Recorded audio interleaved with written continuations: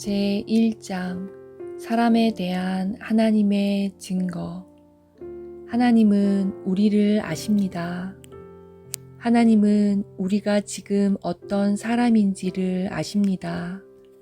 또 하나님은 자신이 우리를 창조하실 때 우리가 어떤 사람이 되기 원하셨는지를 아십니다. 그리고 하나님은 이 두 가지 상태, 곧 우리의 현재 상태와 본래 하나님이 의도하셨던 상태 사이에 존재하는 차이를 근거로 해서 우리에 대한 자기 자신의 증거를 세우십니다. 하나님은 사랑이 너무나 많은 분이시기 때문에 꼭 필요한 경우가 아니라면 호되게 말씀하시는 법이 결코 없습니다.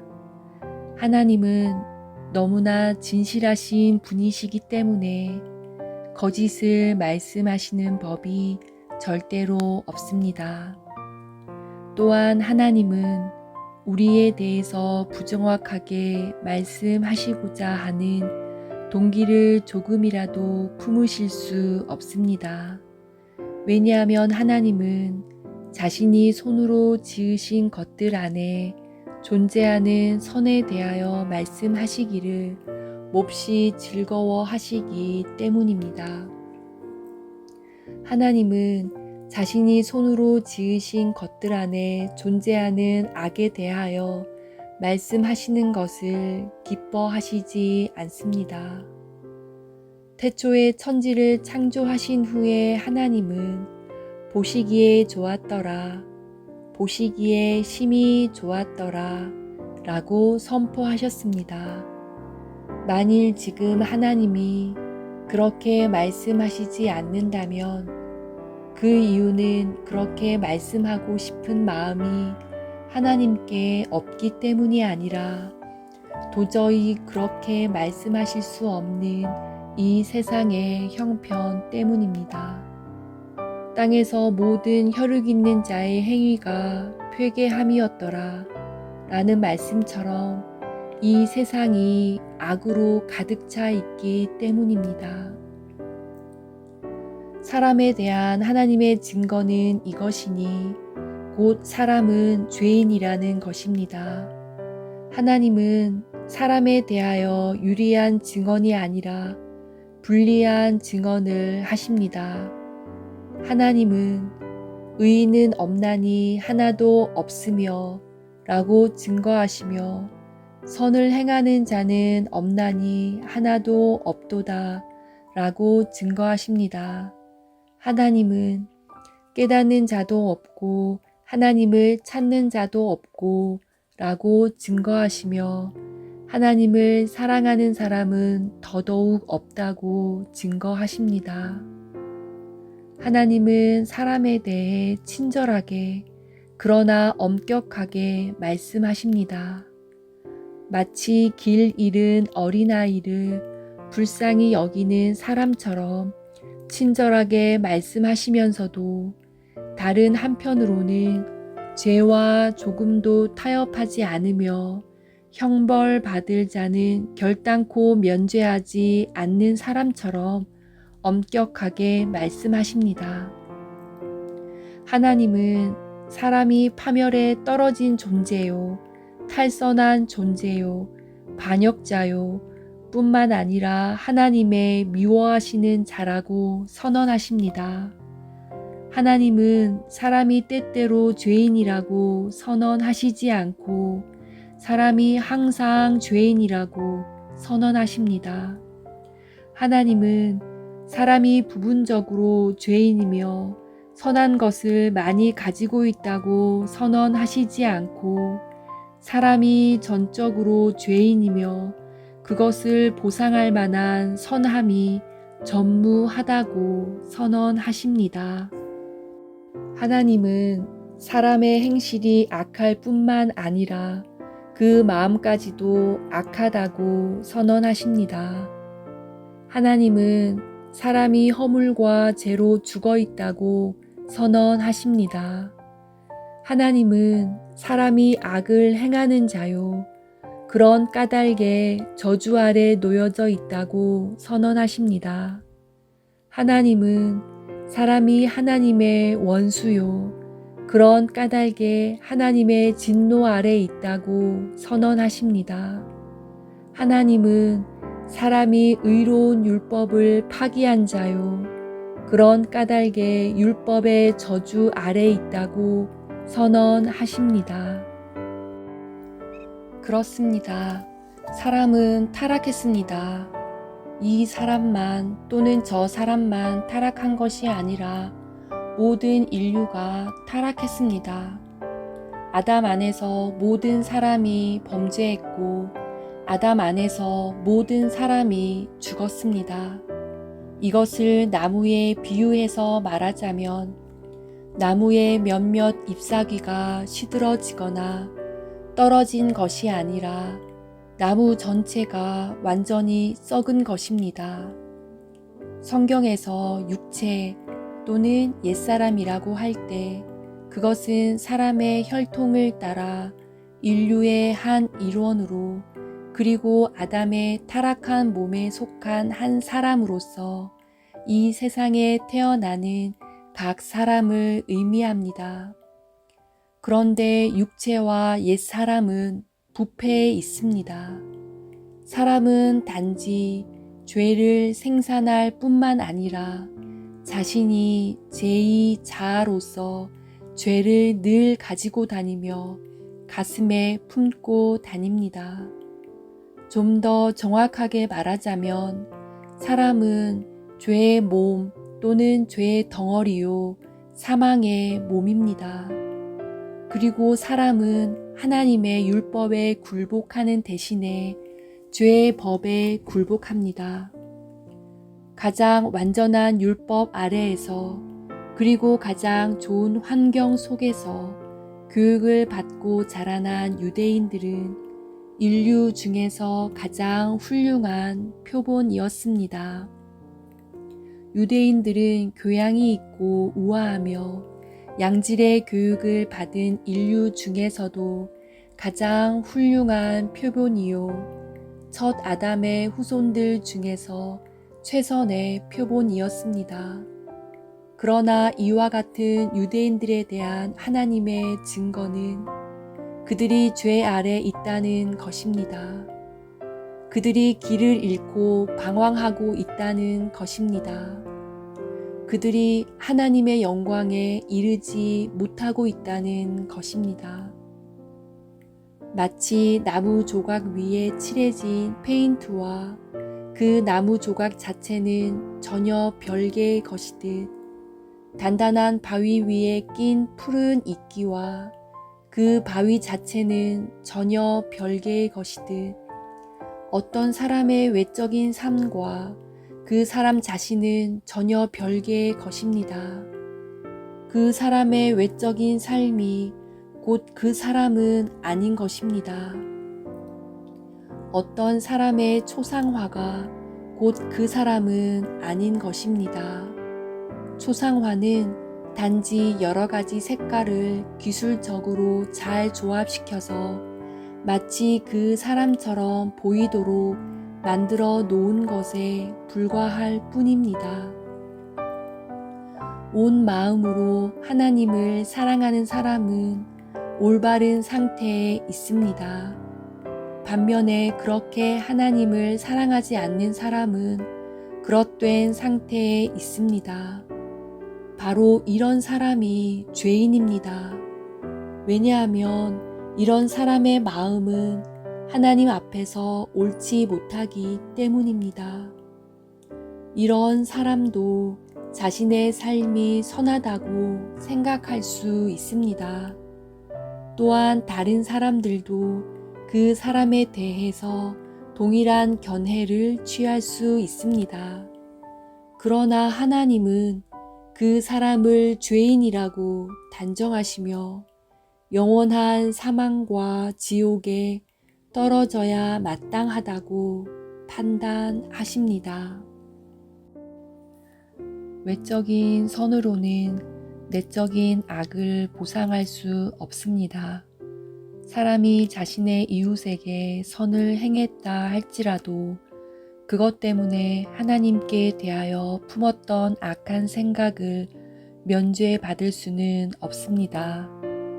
사람이 무한히 사랑스러우시며 무한히 영광스러우신 하나님을 온 힘을 다해 사랑하지 않는 한 그 사람 안에는 분명 하나님께 대한 악한 생각이 가득하게 되어 있습니다.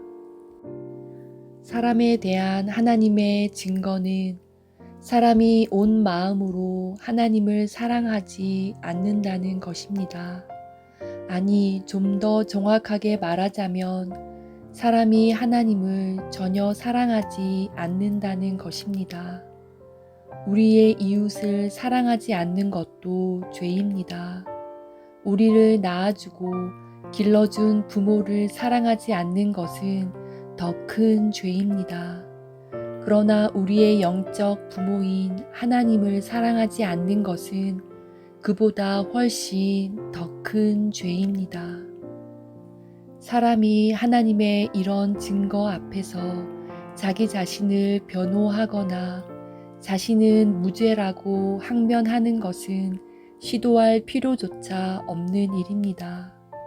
만일 어떤 사람이 지금도 온 마음과 정성을 다해 하나님을 사랑하고 있지 않으며 지금까지 항상 그렇게 하나님을 사랑해 왔노라고 말할 수 없다면 자기 자신을 변호하거나 자신은 무죄라고 항변하는 것은 시도할 필요조차 없는 일입니다. 만일 사람이 진실로 자신이 온 마음과 정성을 다해 하나님을 사랑하고 있다고 말할 수 있다면 그 사람은 정말 행복한 사람입니다. 그 사람은 죄인이 아닙니다. 그리고 그 사람은 용서를 필요로 하지 않습니다.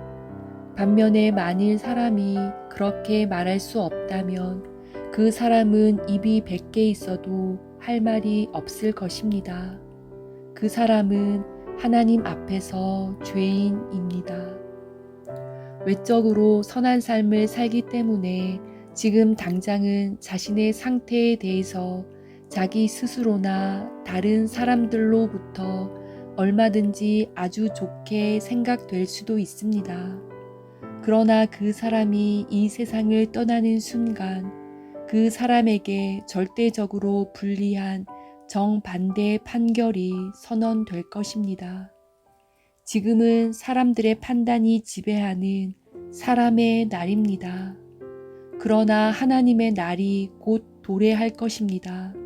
그리고 그 날에는 시시비비가 엄격하게 가리어질 것입니다. 그 날에는 온 땅의 재판장이신 하나님께서 공의를 시행하실 것이고 죄인은 수치를 당할 것입니다. 사람에 대한 하나님의 또 다른 고소가 있습니다. 이 고소는 앞에서 말씀드린 고소 내용보다 훨씬 더 나쁜 것입니다. 이 고소의 내용인즉 사람은 하나님의 아들을 이름을 믿지 않으며 하나님께서 기름 부어 세우신 그리스도를 사랑하지도 않는다는 것입니다. 바로 이것이 사람이 범한 모든 죄 중에서도 가장 사악한 죄입니다. 사람의 마음이 하나님 앞에서 옳지 못하다는 것이 사람에 대한 첫 번째 고소입니다. 사람의 마음이 하나님의 아들 앞에서 옳지 못하다는 것은 사람에 대한 두 번째 고소입니다. 그런데 죄 중에서도 가장 무겁고 가장 압도적인 죄는 바로 이 두 번째 죄입니다. 다른 모든 죄를 다 합쳐 놓았을 때 따르는 형벌보다 더 끔찍한 형벌이 이 두 번째 죄에 뒤따릅니다. 믿지 아니하는 자는 하나님의 독생자의 이름을 믿지 아니함으로 벌써 심판을 받은 것이니라. 요한복음 3장 18절. 하나님을 믿지 아니하는 자는 하나님을 거짓말하는 자로 만드나니 이는 하나님께서 그 아들에 관하여 증거하신 증거를 믿지 아니하였음이라. 요한 1서 5장 10절. 믿지 않는 사람은 정죄를 받으리라. 마가복음 16장 16절. 바로 이것 때문에 사도들은 하나님께 대한 회개와 우리 주 예수 그리스도께 대한 믿음을 증거했던 것입니다. 그리고 바로 이것 때문에 성령께서 사람의 마음을 각성시켜 주실 때 맨 처음 깨우쳐 주시는 죄가 불신앙인 것입니다. 그가 와서 죄에 대하여, 의에 대하여, 심판에 대하여 세상을 책망하시리라. 죄에 대하여라 함은 저희가 나를 믿지 아니함이요. 요한복음 16장 8절 9절. 지금까지 말씀드린 것들은 사람에 대한 하나님의 유죄 선고입니다. 성경은 사람에 대한 하나님의 유죄 선고에 대한 기록으로 가득 차 있습니다. 하나님의 말씀이 계시하는 하나님의 저 위대한 사랑은 이런 유죄 선고에 기초하고 있습니다. 하나님의 사랑은 죄인으로 선고받은 사람들을 향한 사랑입니다. 만일 우리가 사람의 죄책과 파멸에 대한 하나님의 증거를 믿지 않는다든가 그것에 수긍하지 않는다면 하나님의 은혜에 대한 하나님 자신의 증거는 우리에게 아무런 의미도 없게 됩니다. 하나님께서 사람에 대하여 고소하시는 내용은 단순히 사람이 윤리적으로 병들어 있거나 서글프게도 불행에 빠져 있다는 것이 아닙니다. 하나님께서 사람에 대하여 고소하시는 내용은 사람이 사형에 해당하는 죄책을 지고 있으며 하나님의 진노 아래 있고 영원한 저주를 선고받은 상태에 있다는 것입니다. 죄 중에서도 가장 악한 죄, 곧 하나님 앞에서 그의 마음이 옳지 않고 성육신하신 하나님의 아들에 대하여 그의 마음이 진실치 않다는 것 때문에 그런 상태에 있다는 것입니다. 이것은 하나님께서 내리신 선고입니다. 이것은 일개 사람의 선고가 결코 아닙니다. 사람에 대하여 유죄 판결을 내리신 분은 사람이 아니라 하나님이십니다. 그리고 하나님은 사람이 아니신 까닭에 거짓을 말씀하실 수 없으십니다. 지금까지 말씀드린 것은 사람에 대한 하나님의 증거입니다. 그리고 우리는 이 증거가 참되다는 것을 알고 있습니다.